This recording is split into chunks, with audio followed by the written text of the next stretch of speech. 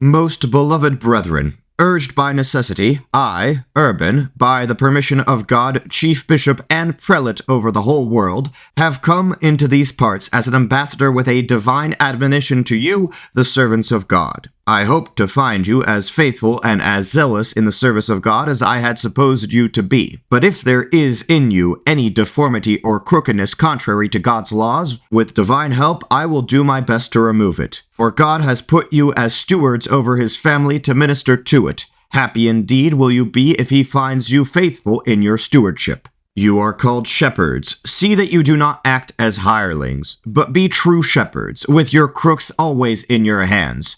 Do not go to sleep, but guard on all sides the flock committed to you. For if through your carelessness or negligence a wolf carries away one of your sheep, you will surely lose the reward laid up for you with God. And after you have been bitterly scourged with remorse for your faults, you will be fiercely overwhelmed in hell, the abode of death. For according to the gospel, you are the salt of the earth. But if you fall short in your duty, how, it may be asked, can it be salted? Oh, how great the need of salting! It is indeed necessary for you to correct with the salt of wisdom this foolish people which is so devoted to the pleasures of this world, lest the Lord, when he may wish to speak to them, find them putrefied by their sins, unsalted and stinking. For if he shall find worms, that is, sins, in them, because you have been negligent in your duty, he will command them as worthless to be thrown into the abyss of unclean things. And because you cannot restore to him his great loss, he will surely condemn you and drive you from his loving presence. But the man who applies this salt should be prudent, provident, modest, learned, peaceable, watchful, pious, just, equitable, and pure. For how can the ignorant teach others? How can the licentious make others modest? And how can the impure make others pure? If anyone hates peace, how can he make others peaceable? Or if anyone has soiled his hands with baseness, how can he cleanse the impurities of others? We read also that if the blind lead the blind, both will fall into the ditch. But first correct yourselves, in order that, free from blame, you may be able to correct those who are subject to you. If you wish to be the friends of God, gladly do the things which you know will please him.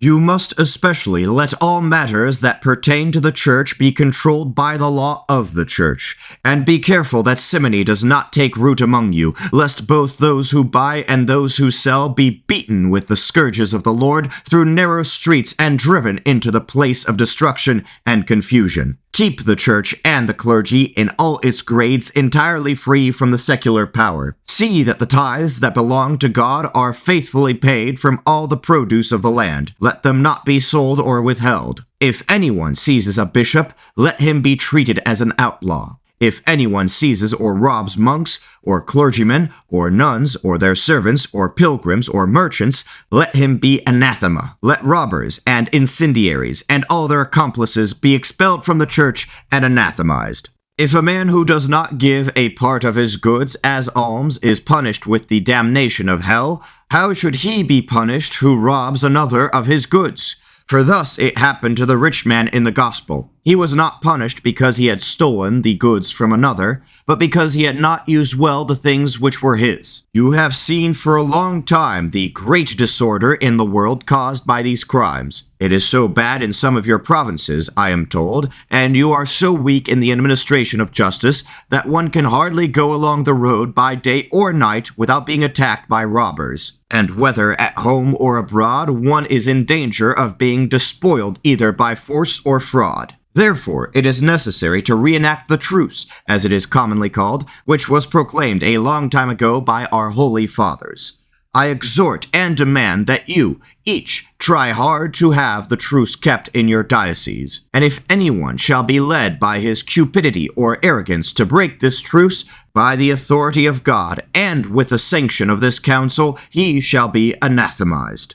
Although, O sons of God, you have promised more firmly than ever to keep the peace among yourselves and to preserve the rights of the church, there remains still an important work for you to do. Freshly quickened by the divine correction, you must apply the strength of your righteousness to another matter which concerns you as well as God. For your brethren who live in the East are in urgent need of your help, and you must hasten to give them the aid which has often been promised to them. For, As the most of you have heard, the Turks and Arabs have attacked them and have conquered the territory of Romania as far west as the shore of the Mediterranean and the Hellespont, which is called the Arm of St. George. They have occupied more and more of the lands of those Christians and have overcome them in 7 battles.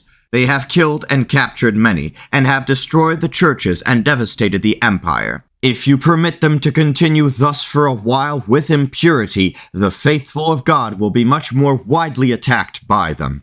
On this account I, or rather the Lord, beseech you as Christ's herald to publish this everywhere and to persuade all people of whatever rank, foot soldiers and knights, poor and rich, to carry aid promptly to those Christians and to destroy that vile race from the lands of our friends. I say this to those who are present. It is meant also for those who are absent. Moreover, Christ commands it. All who die by the way, whether by land or by sea, or in battle against the pagans, shall have immediate remission of sins. This I grant them through the power of God with which I am invested.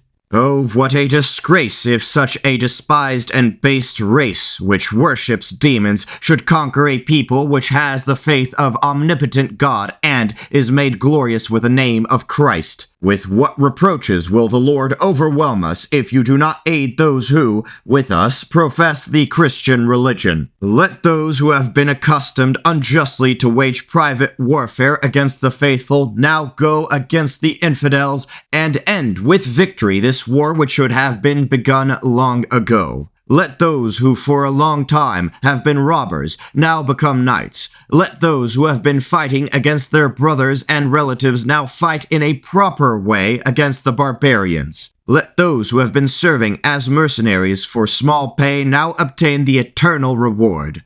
Let those who have been wearing themselves out in both body and soul now work for a double honor. Behold, on this side will be the sorrowful and poor, on that the rich, on this side the enemies of the Lord, on that his friends. Let those who go not put off the journey, but rent their lands and collect money for their expenses. And as soon as winter is over and spring comes, let them eagerly set out on the way with God as their guide.